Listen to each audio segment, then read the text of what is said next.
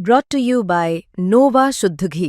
जब जब खाए दिल खुश हो जाए, सदियों का नोवा शुद्ध देसी घी, सपना स्वस्थ भारत का। I love घी। तो आदाब, नमस्कार, गुड इवनिंग, सत श्री अकाल। एक बार फिर आप तमाम लोगों का स्वागत है क्राइम तक की कहानी के इस एपिसोड में। उम्मीद है पूरी फैमिली अच्छी होगी, अपना और अपनों का ख्याल रख रही होगी। आज की कहानी की शुरुआत करूं उससे पहले आपको कल की कहानी का अपडेट दे दूं।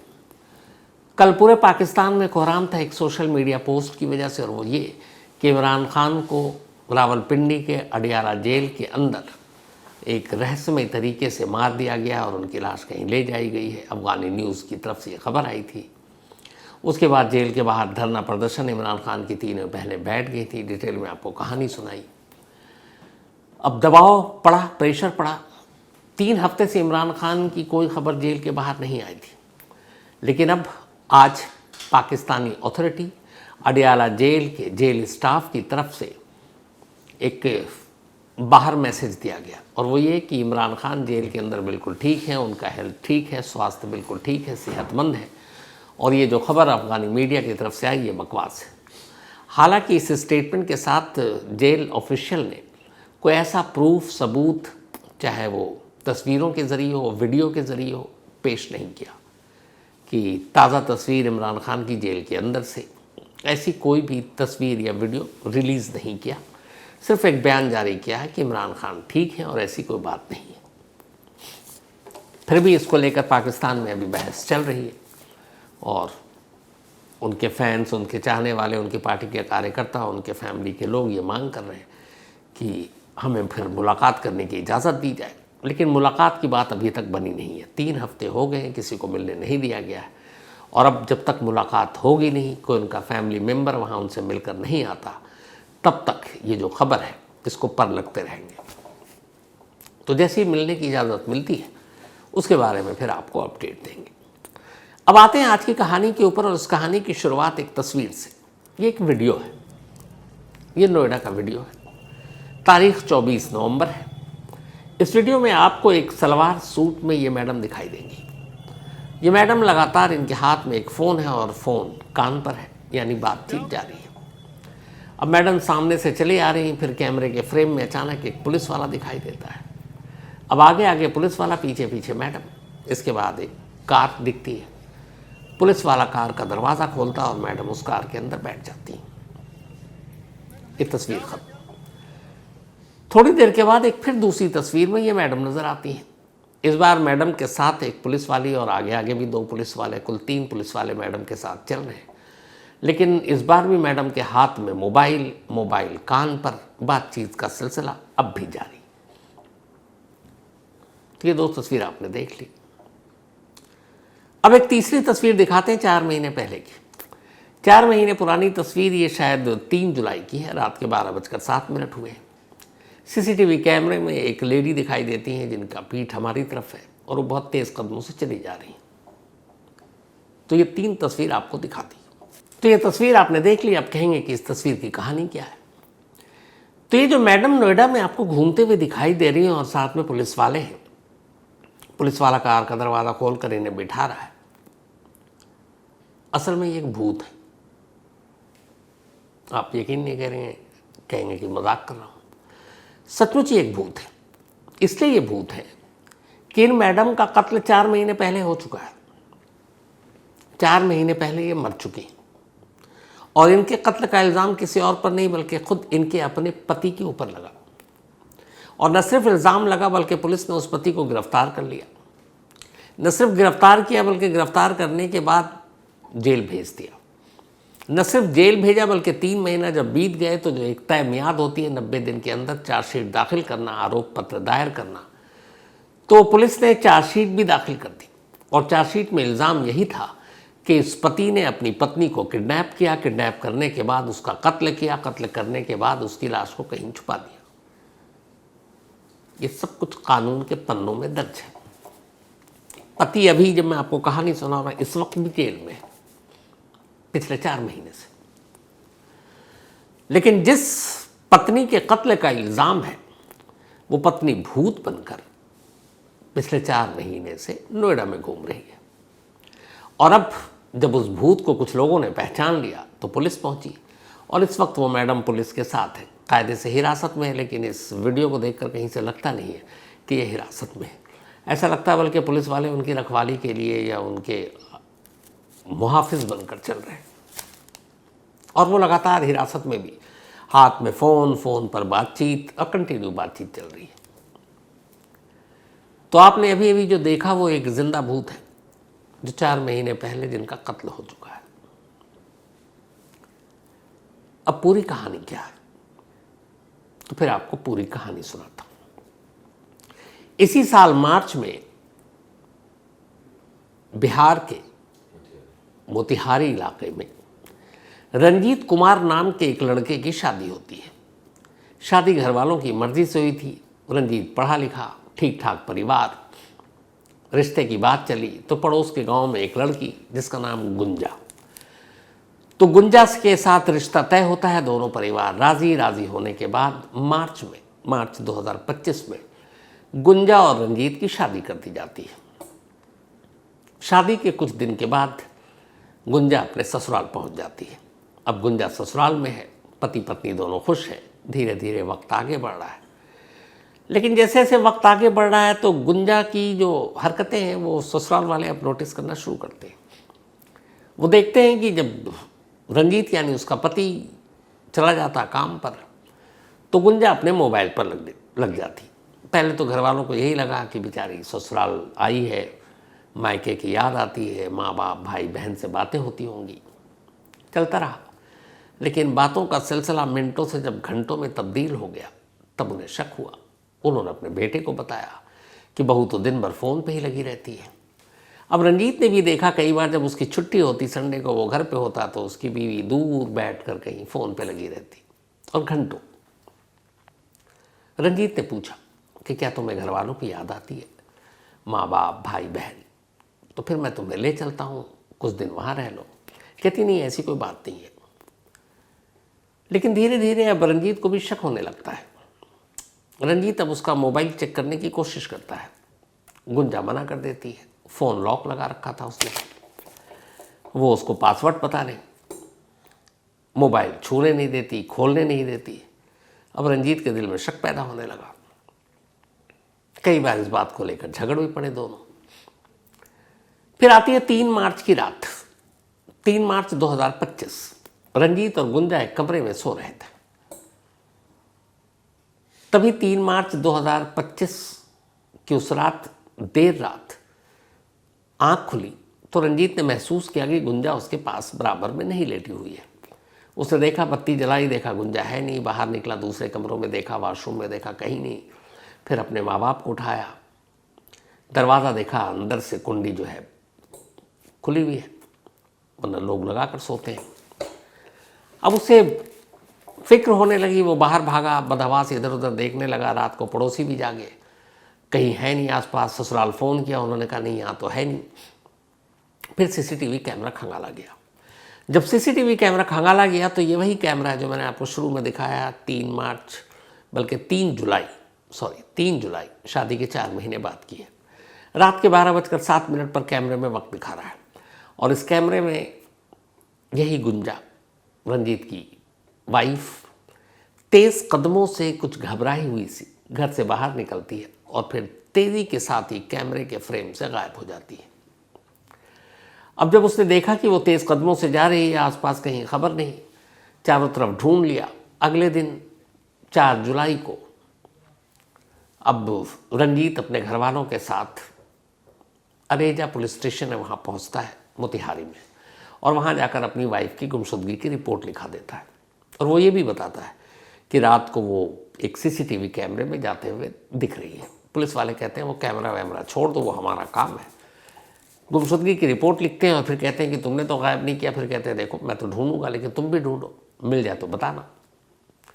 परेशान रंजीत कहता है ठीक है, वहाँ से निकल लेता है। ससुराल वालों को पता, ससुराल वाले भी पहुँच चुके थे।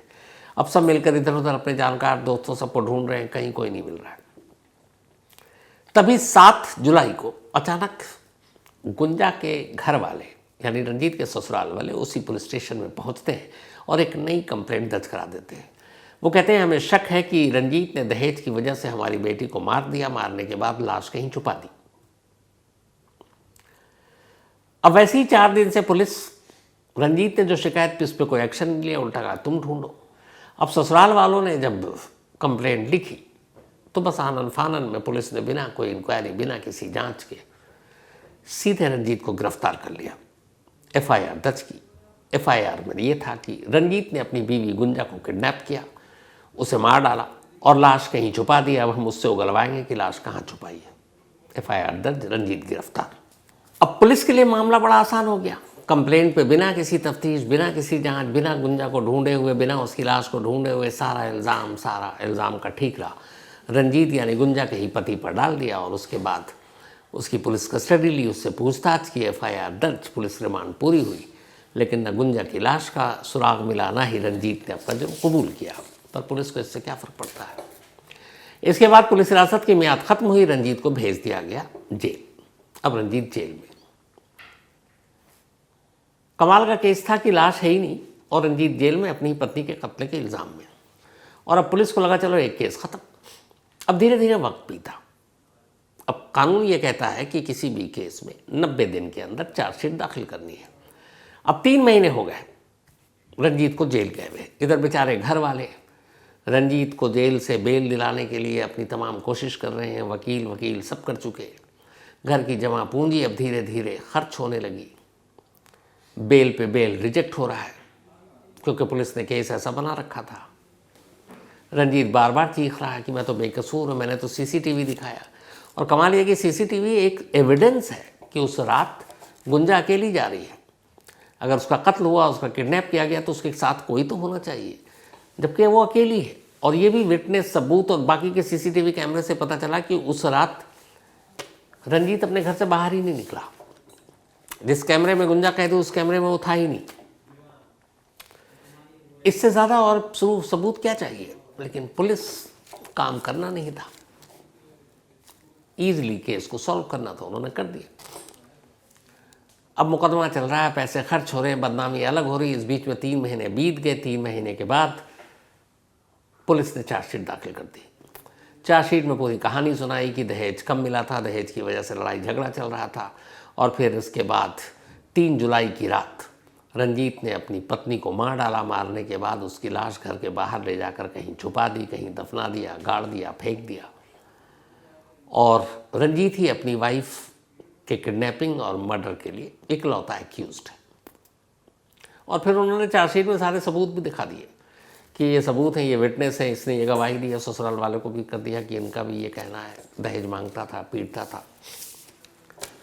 पुलिस का काम आसान। अब चार्जशीट दाखिल और अब ट्रायल शुरू होना था। 3 महीने के बाद चार्जशीट दाखिल हुई। 4थे महीने में अब ट्रायल और आरोप पत्र दाखिल होने वाले थे। इत्तेफाक से जब आरोप पत्र पर सुनवाई होनी थी और मोतिहारी की कोर्ट में, सेशन कोर्ट में इस पर अब जिरह शुरू होनी थी, अचानक एक फ़ोन आता है नोएडा से, मोतिहारी के, और कहा जाता है कि रंजीत की जो बीवी है उसके भूत को नोएडा में देखा गया। कुछ लोगों ने देखा, पहचान लिया। बहुत सारे लोग नौकरी की तलाश में अलग अलग शहरों में एक ही इलाके के काम करते हैं। तो यहाँ से जब खबर गई तो फिर घर वालों तक खबर पहुंची। घर वाले भागे भागे पुलिस के पास गए। उन्होंने कहा साहब गुंजा तो नोएडा में देखी गई है, चलिए गुंजा को लेकर आते हैं ताकि रंजीत जेल से बाहर आ जाए। कमाल देखिए, अब फिर भी पुलिस का मोतिहारी कहती अच्छा नोएडा में देखी गई है, गुंजा है उसकी भूत, ठीक है चलते हैं, बट जाएंगे कैसे, नोएडा दूर है मोतिहारी से, तो साधन वाधन कुछ इंतज़ाम किया जाए गाड़ी वाड़ी का। रंजीत के पिता को कहा जाता है आप गाड़ी का इंतज़ाम कीजिए, सफ़र का इंतज़ाम कीजिए, रास्ते में खाने पीने का इंतज़ाम कीजिए और हम पर्यटक टूरिस्ट की तरह आपके साथ चलेंगे। एक केस है जो मर्डर का केस है और उस पर पुलिस का ही रवैया। जबकि कानून ये है कि किसी भी केस में जो रजिस्टर हो गया है, अगर उसमें आपको कहीं कोई सुराग मिलता है, कोई अरेस्टिंग करनी है, कहीं से एविडेंस कलेक्ट करना है, तो पुलिस सरकारी खर्च पड़ जाती है। बाकायदा हर पुलिस, हर स्टेट सेंट्रल एजेंसियों को एक पुलिस में अलग से फंड होता है जो इन्वेस्टिगेशन के ऊपर खर्च किया जाता है और ये पैसे सरकार देती है। तो अगर मोतिहारी से नोएडा आना है, अब वो अलग बात है, डिपेंड करता है सिचुएशन पर कि आप ट्रेन से आ रहे हैं, कि आप प्लेन से आ रहे हैं, कि बाय रोड आ रहे हैं।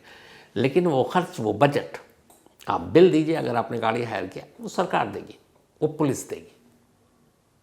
लेकिन यहाँ कमाल, पुलिस कहती है कि ठीक है चलेंगे, हम उसको लेकर तो आएंगे, लेकिन पहुँचे नोएडा कैसे, तो आप गाड़ी वाड़ी हायर कीजिए। अब मरता क्या ना करता, रंजीत के पिता एक गाड़ी हायर करते हैं, सब हो गया, कहते हैं अब आइए साहब। अब पुलिस वाले गाड़ी में बैठते हैं, वहाँ से अब पहुँचते हैं नोएडा। नज़दीक तो है नहीं, कई 100 किलोमीटर है। रास्ते में खाते पीते रंजीत के घर वालों का एक तरह से टूरिस्ट बनकर नोएडा पहुँचते हैं। नोएडा आते हैं, फिर शख्स ने बताया था कि यहाँ उसकी भूत देखी गई है, उसके बाद उधर जाया जाता है। फिर एक घर पहुँचती है पुलिस, नोएडा पुलिस की मदद से। घर की घंटी बजाई जाती है, दरवाज़ा खुलता है, अंदर 2 लोग दिखाई देते हैं। एक उसी रंजीत की पत्नी का भूत यानी गुंजा, जिसके कत्ल के इल्ज़ाम में रंजीत 4 महीने से जेल में, अभी भी जेल में, और दूसरा एक और शख्स। अब पुलिस दोनों से पूछताछ करती है, गुंजा को अपने साथ लेती है। ये जो वीडियो आपने देखा फ़ोन पर, ये उसी वक्त का है।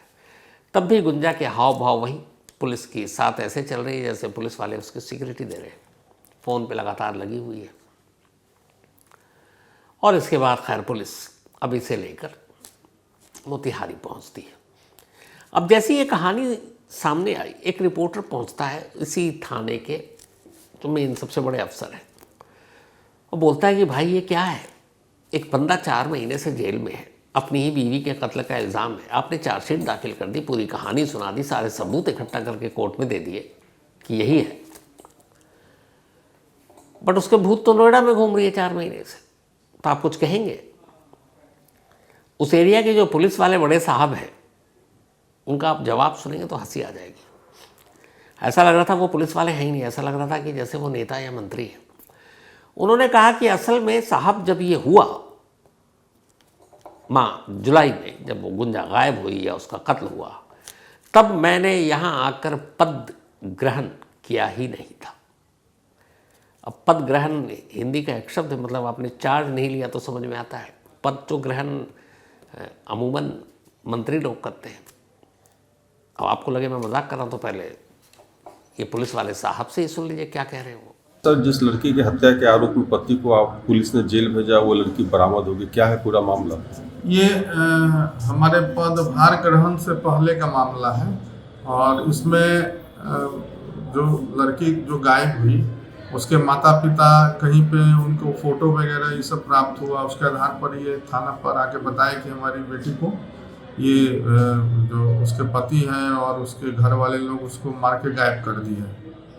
तो इसमें उसका जो लड़की है उसका पति जेल चला गया, और बाद में इस केस में कुछ ऐसा सूत्र आया, उस पर हम पुलिस वाले लोग, अनुसंधानक लोग और राज थाना लगे हुए थे, जिसमें कि नोएडा से वो लड़की सकुशल बरामद हो गई है और इसमें आगे की प्रक्रिया की जा रही है। लड़की नोएडा में क्या अपने प्रेमी के साथ रह रही थी? जी, प्रेमी के साथ पकड़ाई है। प्रेमी का क्या है? सोनू कुमार। अभी उसमें जांच किया जा रहा है। उसे क्या जेल भेज दिया गया? देख लेते हैं, आपको पुष्टि कर दिया जाएगा। तो जी इन्होंने पद ग्रहण नहीं किया था। अरे पद ग्रहण जब कर लिया उसके बाद भी तो ये केस था, आप ही के तो टाइम में चार्जशीट दाखिल हुई 3 महीने बाद, फिर ये आपने पूरे फर्जी चार्जशीट में गवाह सबूत ये सब कहाँ से आपने पेश कर दिया कोर्ट में उस शख्स के खिलाफ जिसकी पत्नी के कत्ल का इल्ज़ाम है। आज तक लाश नहीं मिली, कोई सर्कमस्टेंशियल एविडेंस नहीं मिला, और आप कह रहे हैं तब पद ग्रहण नहीं किया था। तो अब क्या कर रहे थे आप पिछले इतने महीनों से? और जब सब हो गया तो बेचारे उसी घर वाले को आप पीस रहे हैं कि भैया अगर मिली है भूत तो चलो भूत से मिलने के लिए गाड़ी तुम लेकर आओ। ये कैसी पुलिसिंग है? खैर, अब ये पद ग्रहण पता नहीं आगे कितनी बार और करेंगे, लेकिन तमाशा बन गया। तो अब खैर 4 महीने पहले जिसका की हत्या हो चुकी थी, कत्ल हो चुका था, वो गुंजा भूत बनकर नोएडा में मिल गई। अब सवाल ये था कि ऐसा हुआ क्यों? तो पूरी कहानी कुछ और ही थी। कहानी ये थी कि गुंजा की जब रिश्ते की बात चली तो ऑलरेडी गुंजा अपने गांव में एक लड़के से प्यार करती थी। 2023 से वो एक रिलेशनशिप में थी और वो उससे शादी करना चाहती थी। इस बीच में एक शरीफ लड़का दिखाई दिया घर वालों को, रंजीत, और उसके बॉयफ्रेंड के बारे में पुरानी कोई जानकारी थी नहीं कि गुंजा गांव के किसी लड़के से प्यार करती है। तो उन्होंने रंजीत के साथ गुंजा का रिश्ता तय कर दिया। गुंजा ने भी सच बताया नहीं, खामोशी के साथ रंजीत के साथ शादी कर ली। लेकिन शादी के बाद पुराना प्यार जिंदा रहा और फिर वो अपने पुराने प्रेमी से कहती कि तुम्हारे साथ रहना, कुछ करो। अब उसका आशिक नोएडा में जॉब करता था। तो फिर ये प्लान, ये तरकीब बनाई गई कि एक रोज़ गायब हो जाते हैं और नोएडा जैसे शहर में हम लोग अपनी एक नई ज़िंदगी बसाएंगे। गुंजा के भी मन में ये नहीं था कि उसके कत्ल वत्ल के इल्ज़ाम में अपने पति को फंसाए। इसके बाद वो 3 जुलाई की रात खामोशी से अपने घर से निकल जाती है। प्रेमी पहले से मौजूद था कहीं दूर। फिर दोनों वहाँ से अलग अलग रास्तों से होते हुए नोएडा आ जाते हैं। नोएडा में प्रेमी पहले से काम कर रहा था, अब उसी के घर में दोनों रहने लगते हैं और 4 महीने तक यहाँ आराम से हैं। उसके पीछे में ये हुआ कि उसी गुंजा के कत्ल के इल्ज़ाम में उसके पति को पुलिस ने पकड़ लिया, सिर्फ अपनी नाकामी, अपनी लापरवाही को छुपाने के लिए। वरना वो सीसीटीवी कैमरा ऐसा चश्मदीद, एक तरह से गवाही या सबूत कहें आप, कि जिस पे कोई भी एक समझदार पुलिस वाला जांच करता तो ये नौबत नहीं आती।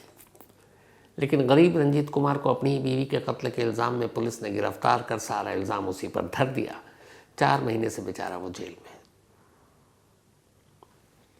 अब गुंजा या उसकी भूत जो भी कहें मिल गई है। अब वही पुलिस जाएगी कोर्ट में। मुझे तो ये समझ में नहीं आ रहा जाने के बाद वो ये कैसे कहेंगे कि ये जो भैया चार्जशीट, इतना चार्जशीट छोटा मोटा नहीं होता, कई 100 पन्नों का होता है। तो कई 100 पन्नों के झूठ उस पुलिस ने कैसे लिखवाए होंगे, मैं तो ये सोचकर हैरान हूं। कम से कम 300-400 पन्नों की चार्जशीट होगी।